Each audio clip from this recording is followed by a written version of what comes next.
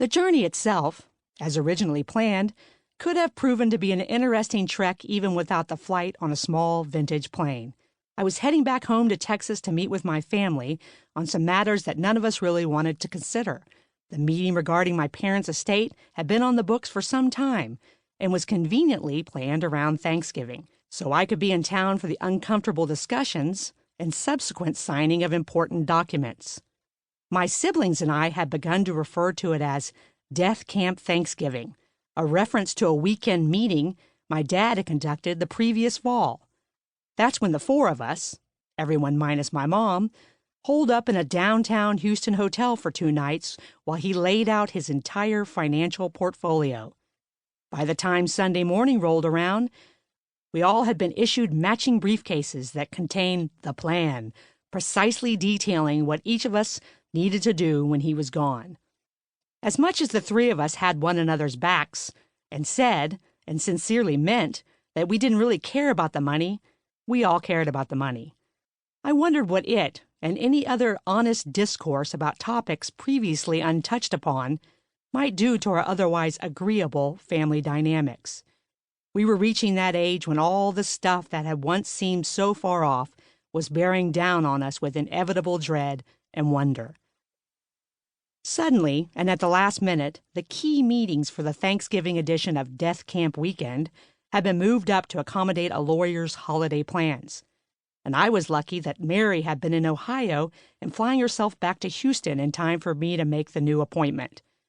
My husband, Willie, and our 2 boys, Will and Matthew, were to follow tomorrow, taking the flights that I originally booked for the 4 of us.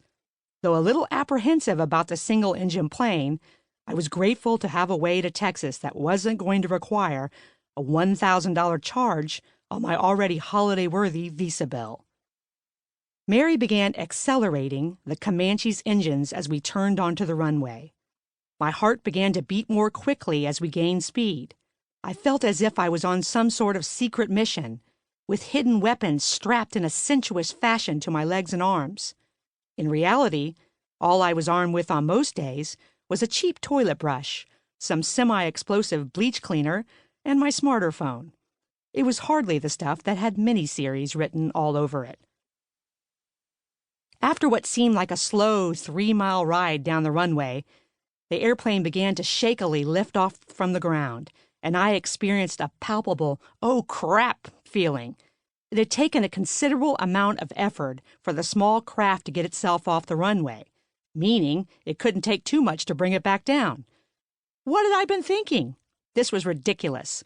What had my husband been thinking? This was clearly on him. If I died, it was his freaking fault. Idiot. As we vibrated our way to higher altitudes, I could sense concrete risks, danger, and fear. Being a novice, I was not able to delineate between the good and bad sounds and sensations. This was thrilling, and oh yeah, it was scary as hell. It was an experience that fed my soul, different from a commercial flight. I wasn't watching life, I was actively participating in it. And excitingly, anything could happen. We could crash. I could ask Mary to pull over so I could use the bathroom, or we could just continue to drift around up here in the fluffy clouds. I had no idea, but it definitely wasn't a sure thing either way.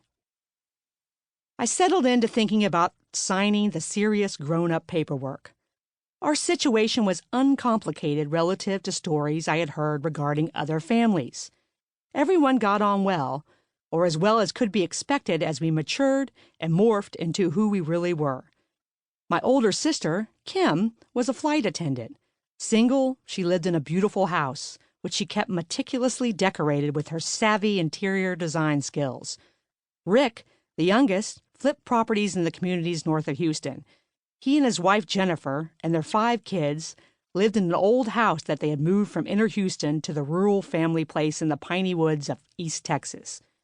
As for me, I was a happily wed suburban housewife, a struggling writer, a college football fanatic, a mother and a girl who had been uprooted several times, most recently to the land of enchantment that is Centerville, Ohio. We were all so different, but had remained close and shared, for the most part, the the same moral platform. To keep listening to this audiobook, I've left you a link in the description so you can do it, at no cost thanks to Audible's 30-day free trial.